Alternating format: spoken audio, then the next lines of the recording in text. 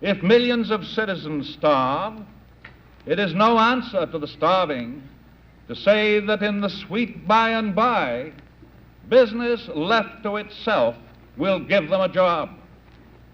Partisans are going around this country scaring parents who are not starving, by telling these parents of an increased national debt which their grandchildren will have to pay. Certainly that is not as alarming as telling parents who are already starving that an untrammeled business setup will provide their grandchildren with food in 1989. And yet that is what the radical gamblers of business and politics might have to say if they were to put their theories into practice in 1941.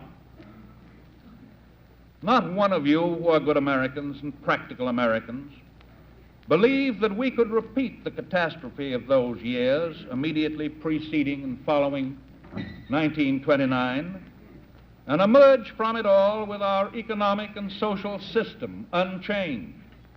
No businessman, big or little, can fairly or patriotically ask his government to take a course of action that runs that risk. And that is why our school of thought, the conservative school, holds the view that an intelligent nation should rest its faith in arithmetic rather than in a hunch. Today, in order to provide customers for business, your government uses government capital to provide jobs, to prevent farm prices from collapsing, and to build up purchasing power when private capital fails to do it. For example, out of every dollar spent by the federal government to provide jobs, more than 50 cents passes over the counters of the retail merchants of America.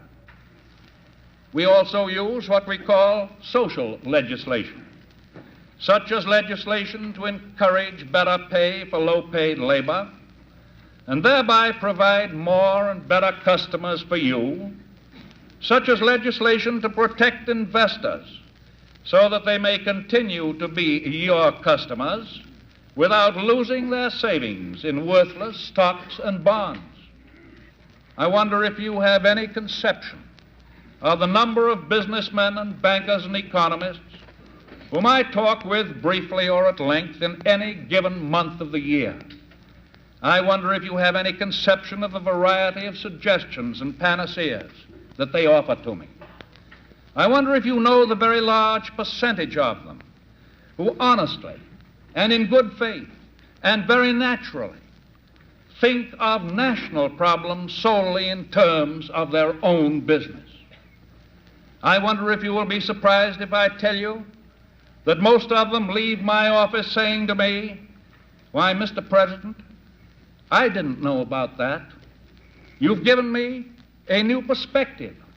You've told me new things that are happening, new causes, new effects. I never thought of the problem in that way before." I sit in my office with a businessman who thinks that the surest way to produce customers is to balance the federal budget now, this year. And I say to him, how? Sometimes he says, "How should I know? That's your job." Sometimes he says, "Cut the budget. Cut it straight through, 10% or 20%. And then I take from my desk drawer a fat book. And it's apparent at once from his expression that he's never seen or read the budget of the government of the United States. He tries to change the subject, but I hold him to it. I say this budget isn't all of one piece. It's an aggregate of thousands of items. Either we'll have to cut every item, the 10% or the 20% you ask, or if we don't do this, we'll have to cut some items very much more than 10% or 20%. I point out the $1.5 billion for the Army and Navy. He pounds the desk in patriotic fervor and says, "Don't cut that item, not these days." I show him the item of $1 billion for interest on the public debt. He owns some government bonds, and he rejects any cut in his interest. I show him the $1 billion item for war and civil service pensions, and he says, "No, we couldn't get enough popular support to cut those." I mention the $1 billion for running the permanent functions of the regular government departments, and I tell him that they cost less today for those functions than under my predecessor. And he readily agrees that the postman and the G-man and the Forest Service and the custom people cannot be curtailed. The only people he would sever from the payrolls are the tax collectors.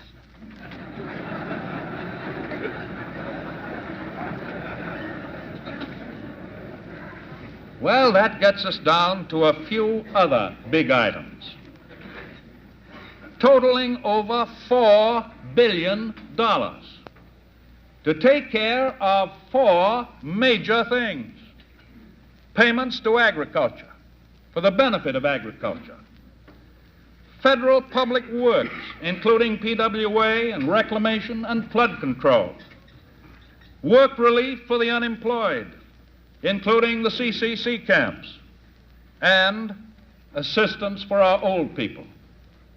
My visitor agrees with me that we're going through a transitional period, seeking the best way to maintain decent prices for the farm population of America, trying to make them better customers of businessmen, and that even if we have not yet attained the permanent solution, we have got away permanently from 5-cent cotton and 10-cent corn and 30-cent wheat.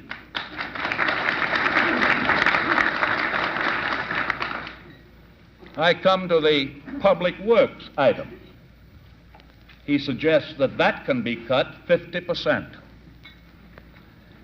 I happen to know that his community is working tooth and nail to get a grant for a much-needed new high school, and that his county suffered severe property losses from recent floods.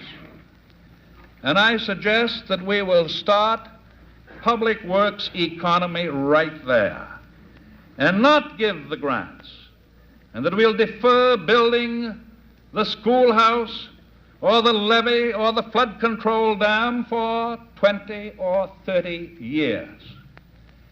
And in every case, I find just what I had suspected. His local chamber of commerce, his local newspapers are yelling their heads off to have those projects built with federal assistance.